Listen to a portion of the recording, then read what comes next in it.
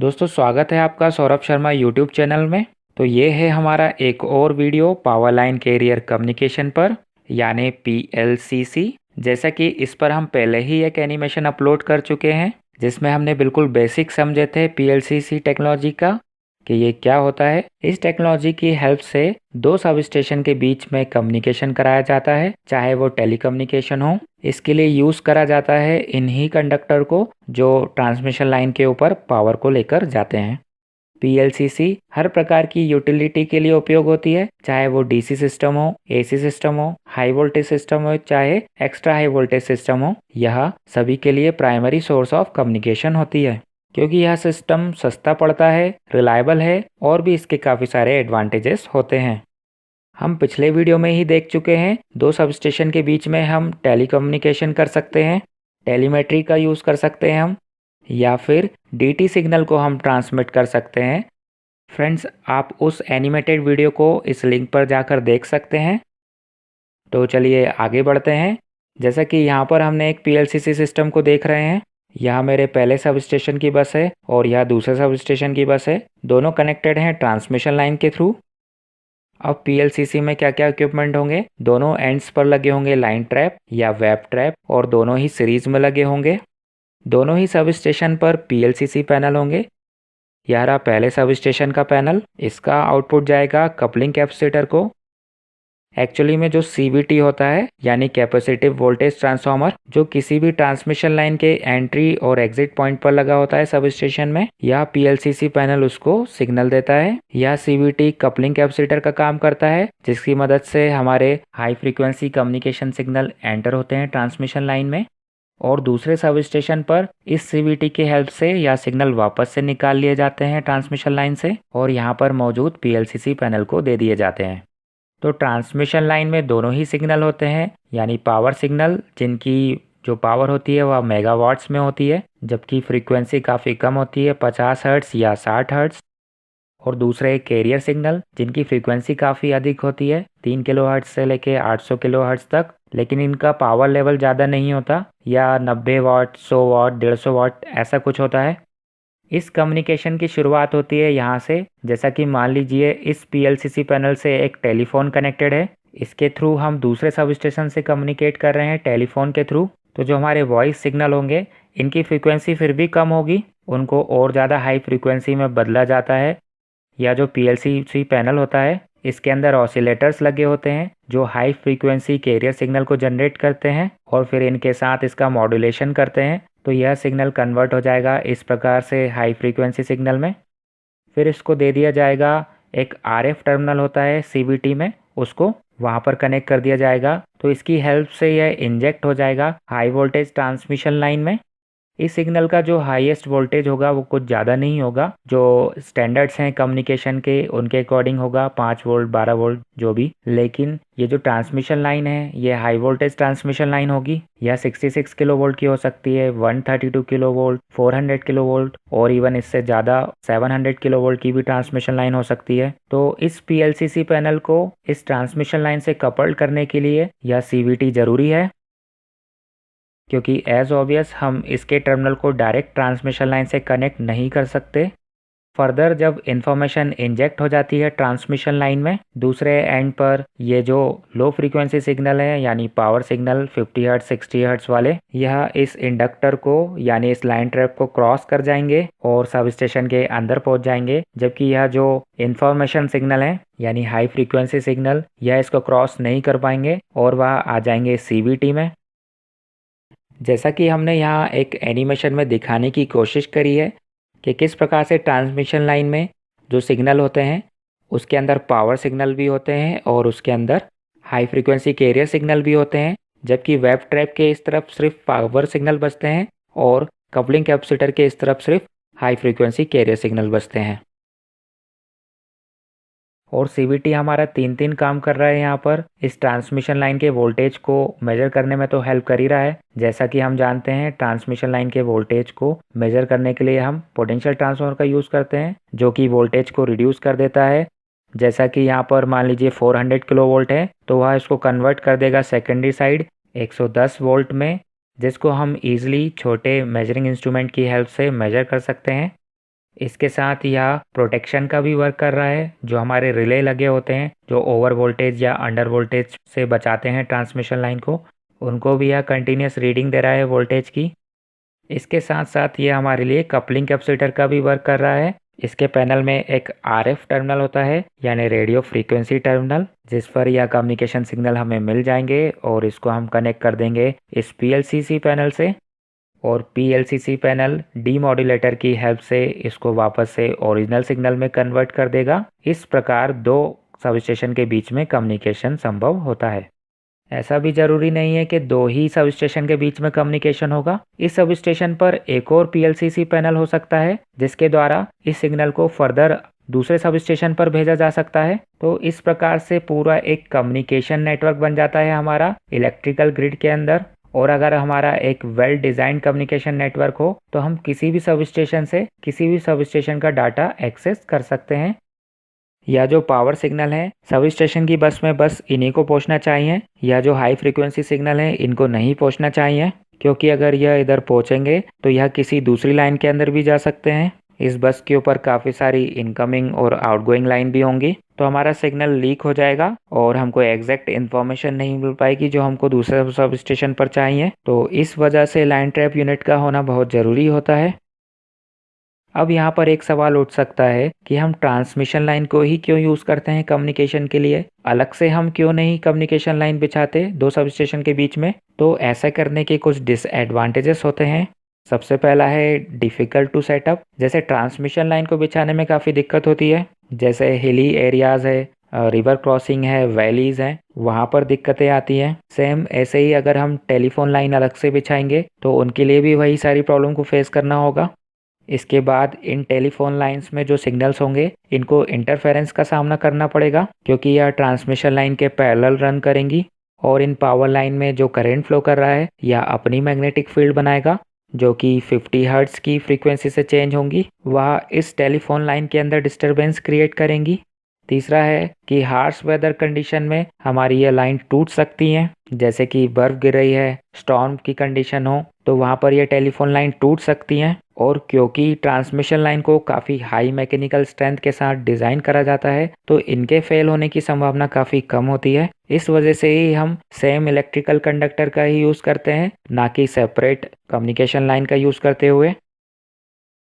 तो PLCC system के यहाँ मेन कंपोनेंट्स होते हैं जैसा कि वेव ट्रैप, और इसको लाइन ट्रैप भी बोलते हैं। फिर है CVT यानी कैपेसिटिव वोल्टेज ट्रांसफार्मर। एक और इम्पोर्टेंट कंपोनेंट है LMU लाइन मैचिंग यूनिट, और है PLCC पैनल यानी पावर लाइन कम्युनिकेशन पैनल। तो पहला मेन कंपोनेंट है वेव ट्रैप, या ट्रांसमिशन लाइन के दोनों एंड पर लगा होता है सब स्टेशन के पास में। तो हम सब स्टेशन से चलेंगे तो पहले सब स्टेशन बस आएगी, फिर आएगा वेव ट्रैप, इसके बाद हमारी आएगी ट्रांसमिशन लाइन, और इसी के बाद ही लगा होगा कपलिंग कैपेसिटर। यह डिवाइस कुछ और नहीं एक पैरेलल LC सर्किट है, जिसमें यह जो इंडक्टर है हम यहाँ पर देख सकते हैं, ये जो कॉइल है इसके पैरेलल में एक कैपेसिटर लगा होता है जो कि इसके अंदर एनक्लोजर में होता है। तो वेव ट्रैप का काम क्या है, पावर सिग्नल को पास कर देना और हाई फ्रीक्वेंसी सिग्नल को ब्लॉक कर देना। वेव ट्रैप में हालांकि दोनों ही होते हैं, पैरेलल में कैपेसिटर और इंडक्टर, लेकिन इसके इंडक्टर की वैल्यू ज़्यादा होती है। तो ओवरऑल यह एक इंडक्टिव सर्किट होती है, और इंडक्टर का जो रिएक्टेंस होता है वह डायरेक्टली प्रोपोर्शनल होता है फ्रीक्वेंसी के। क्योंकि पावर सिग्नल की फ्रीक्वेंसी कम होगी यानी 50 हर्ट्ज या 60 हर्ट्ज, तो उनको यह कम रिएक्टेंस देगा। लेकिन जो कम्युनिकेशन सिग्नल होंगे उनकी फ्रीक्वेंसी काफ़ी ज़्यादा होगी तो उनको यह ज़्यादा इम्पीडेंस देगा, ये बोल सकते हैं रिएक्टेंस ज़्यादा देगा, तो वह उसको क्रॉस नहीं कर पाएंगे, वह जाएंगे कपलिंग कैपेसिटर में। क्योंकि कैपेसिटर के केस में क्या होता है, Xc is equals to 1/2 pi FC, यानी कैपेसिटर का जो रिएक्टेंस है या फ्रीक्वेंसी के इन्वर्सली प्रोपोर्शनल है। जितनी ज़्यादा फ्रीक्वेंसी होगी उतना ही कम रिएक्टेंस होगा। इस वजह से हाई फ्रीक्वेंसी सिग्नल यहाँ एंटर कर जाते हैं, और इन हाई फ्रीक्वेंसी सिग्नल को सब स्टेशन के अंदर जाना भी नहीं चाहिए, अदरवाइज या दूसरी लाइन में पहुँच जाएंगे। और जो हमारे सब स्टेशन के अंदर इक्विपमेंट होते हैं जैसे transformer, current transformer, circuit breakers, तो उनके लिए यह सिग्नल हार्मोनिक्स की तरह बिहेव करेंगे, यानी उन डिवाइस के अंदर यह अनवांटेड हीट प्रोड्यूस करेंगे। तो वेव ट्रैप के जो मेन पार्ट होते हैं वह क्या होते हैं, यहाँ पर हम उसको सिम्बॉलिकली ऐसे रिप्रेजेंट करते हैं पैरेलल एलसी सर्किट की तरह। एक्चुअली में वेब ट्रैप इस प्रकार से होता है, इसमें एक इंडक्टिव ब्रांच होती है जैसे कि यह जो बाहर वाली कॉइल है। इसके अलावा एक आरएलसी ब्रांच होती है जो इसके अंदर एनक्लोजर के अंदर होती है। इस ब्रांच की वैल्यू को चेंज करा जा सकता है, इसको थोड़ा बहुत एडजस्ट कर कर हम ओवरऑल वेब ट्रैप का जो इंडक्टेंस है उसको एडजस्ट कर सकते हैं, जो कि ट्यूनिंग के लिए ज़रूरी होता है। इसके बाद एक और ब्रांच होती है पैरेलल में, यह होती है सर्ज अरिस्टर। जब ट्रांसमिशन लाइन पर ओवर वोल्टेज होते हैं तब क्या होगा, ओवर करंट फ्लो करेगा और इन इंडक्टर कॉइल में इलेक्ट्रोमैग्नेटिक फोर्स डेवलप होगा, जिसकी वजह से यह जो कॉइल है ये अलग अलग होने की कोशिश करेगी, ओपन होने की कोशिश करेगी। कुल मिला के समय के साथ साथ यह जो कॉइल है वह ढीली हो जाएगी। इस ओवर करंट को बाईपास करने के लिए इसमें 2 आर्किंग हॉर्न लगे होते हैं सर्ज अरिस्टर के रूप में। जब भी स्विचिंग सर्जेस आएंगे या लाइटनिंग सर्जेस आएंगे तो इनके बीच में स्पार्क क्रिएट हो जाएगा और जो एक्सेस करंट है इस पाथ के थ्रू यहाँ से बाईपास हो जाएगा, जिससे मेन इंडक्टर के अंदर जो करंट रहेगा वह सेफ लिमिट में रहेगा।